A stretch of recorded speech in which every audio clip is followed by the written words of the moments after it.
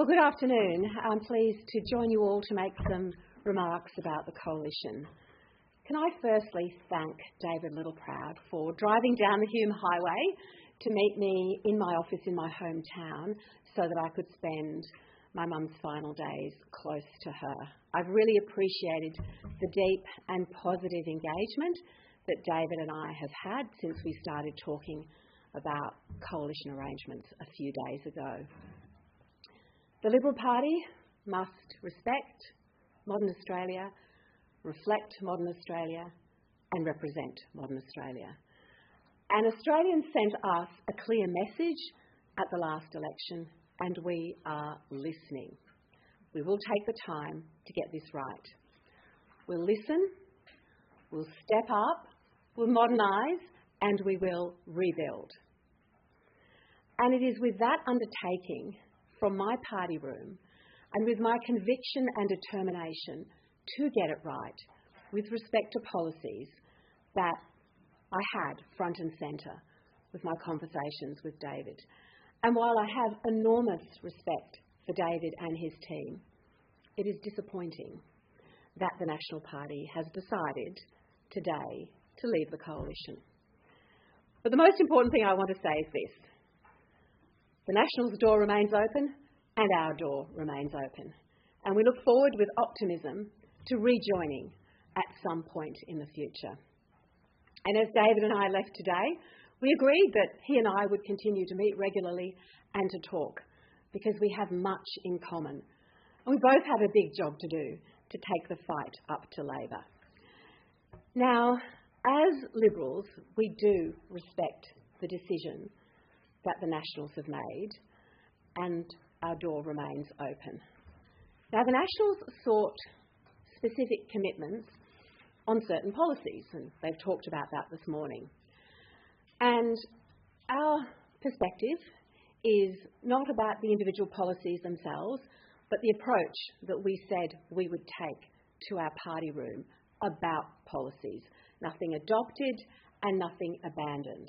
So at this point in time, I asked the Nationals to respect those party room processes and similarly, I would respect their attachment to the policies that they announced as very important to them. But our approach, nothing adopted and nothing abandoned. So we offered to work constructively with the Nationals and we asked for that respect in return. In good faith, I proposed that we stand up a joint shadow ministry consisting of Liberal Party shadow ministers and National Party shadow ministers, and that we go forward in a united way and that we then work separately on policies, as we should, in our separate party rooms and come together articulating what those policies are at the right time over the course of the next term. And the Nationals did not agree to that approach. The Liberal Party also insisted that shadow cabinet solidarity be maintained in any coalition agreement, and that was unable to be resolved. As the largest non-government political party, the Liberals will form the official opposition.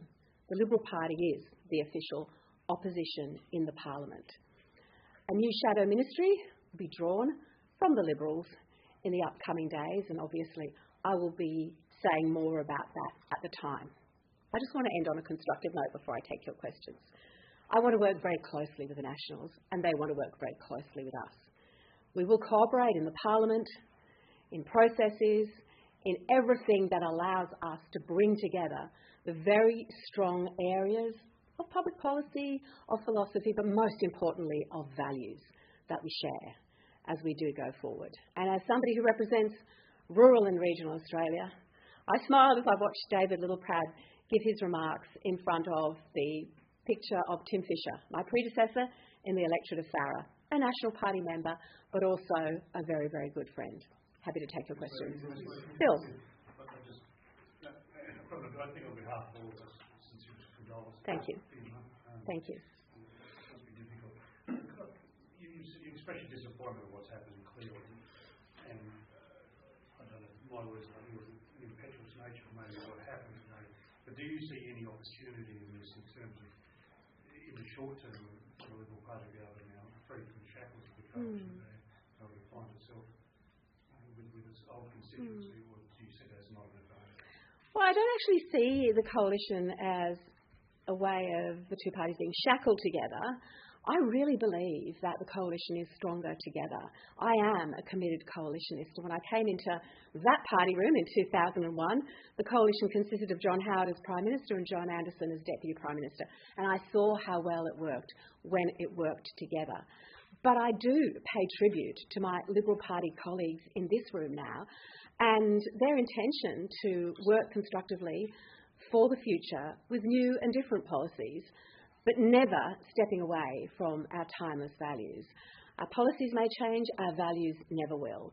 But we need to give that process due diligence, and I, as leader, want to harness the real initiative, interest, talent and the smarts of so many in my party room to contribute to a strong public policy agenda that meets the Australian people where they are, recognising the enormous loss that we suffered on May the 3rd. David. Further to Phil's can you give us a sense of the party room hookup that you had this afternoon? Is there a view that this could give you more freedom to get to that modern place that you keep talking about in the Liberal Party?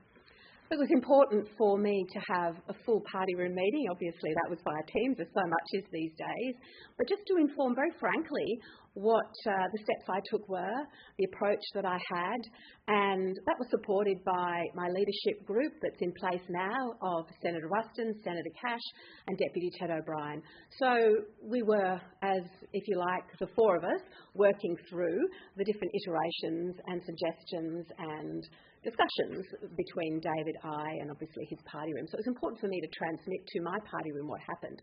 And I had, strong messages of affirmation, but I did want to explain that this was not something that I did peremptorily or with any sense of satisfaction. It really wasn't. It really isn't.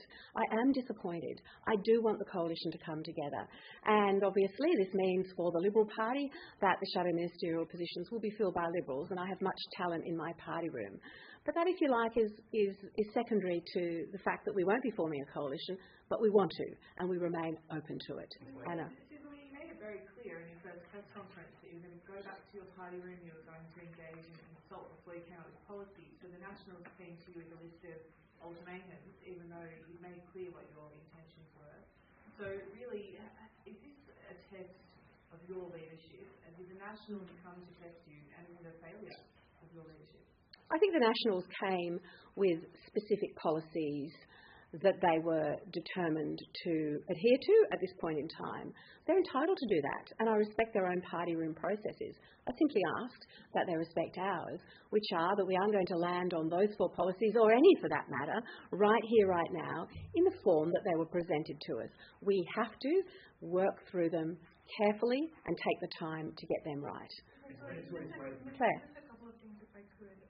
On the idea that there was resistance to cabinet solidarity, that would be untenable for any Liberal leader to agree to. So given that was one of the Nationals' demands, do you have a view that the breakdown of this coalition was a foregone conclusion, if that was a red line for them that any Liberal leader could clearly not agree to? And just secondly, in terms of policy positions that might be established within the Liberal Party room, if at a future date you are rejoined in a coalition, would they be reviewed again, or would they be settled as they were in the Liberal Party room? Look, shadow cabinet solidarity is very important, and unless I, as leader of the Liberals, could be sure about that, it was important that we didn't take those next steps. And as I've said, I wasn't assured of that with issues that may divide both members of their party room and members of our party room in the future. So it is not a new set of arrangements that fierce debates are had, both within party rooms and within and around the shadow cabinet table and the cabinet table, having participated in many myself over the years. I know this. But then you come out as a united front and you present a united agenda to the Australian people. And it's important that when we do that, people know that we're acting as a team in their interests. Because while today is a lot about internal processes, we must never forget that we are here for the people who voted for us and those who did not, to present a very strong, positive, alternative agenda that meets them where they are, and to continue to work incredibly hard for the Australian people every day. You had a second part of your question, Claire. If the Liberals agree on a policy position and then you later rejoin with the Nationals, would that position be reviewed? Well, we would work through policies as we always have, and we've done that very successfully in the past. And I think there's a pathway, well, I know there's a pathway to do that. So having those policy discussions, I'm not afraid of that. I'm not afraid of vigorous policy discussions from different corners of the country and different agendas. But the process is very important too. You said the ideal is a return to the coalition government, but in the coalition being returned. But in the interim, you're going to have to name a purely Liberal front bench.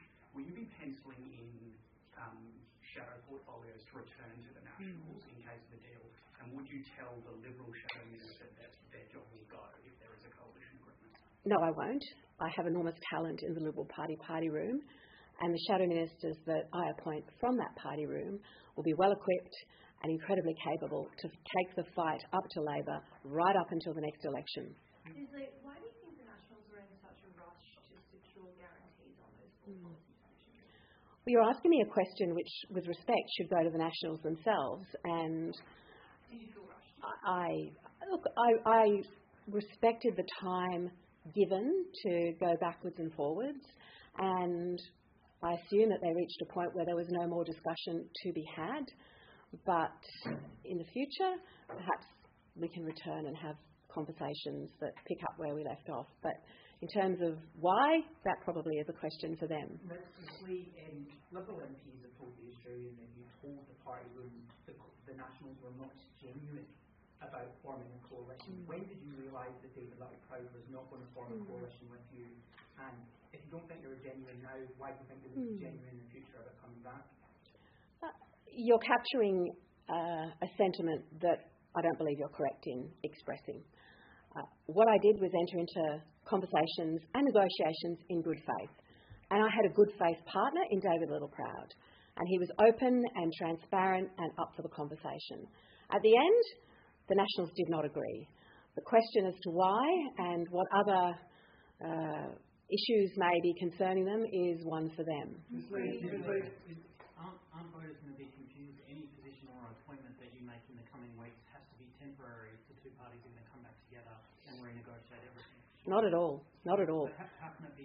Not at all. Well, if the Nationals would like to reopen conversations about rejoining the coalition, and I hope they do, we will work through those issues at the time. The shadow ministers that I appoint can have every confidence that they will be there developing a really important agenda, most importantly consulting with the Australian people in the areas that they will be responsible for, and most importantly coming back to this Liberal party room to develop strong policies. If the Nationals are keen to rejoin, and I hope they are, those discussions will be had as and when needed. I mean, if you get back together, you're going to have to take 7 Nationals into shadow cabinet, so you're going to have 7 Liberals. So how do you reconcile those two with what you just said to Tom? I can only repeat what I've said, which is that the shadow ministry that I appoint of worthy and talented Liberals are well equipped to take the fight up to the next election, and they will. And any discussions with the Nationals may happen on the eve of the next election and may revolve around what is implemented post the next election when a coalition forms in government. Do you believe you can govern without the Nationals? We're always strong when we work together. In 1996, the Liberals could have governed without the Nationals. And John Howard took a strong and principled approach that the coalition mattered in the long term more than one term in government where the Liberals effectively could have governed without the Nationals. That is exactly the approach that I will take. Thank you.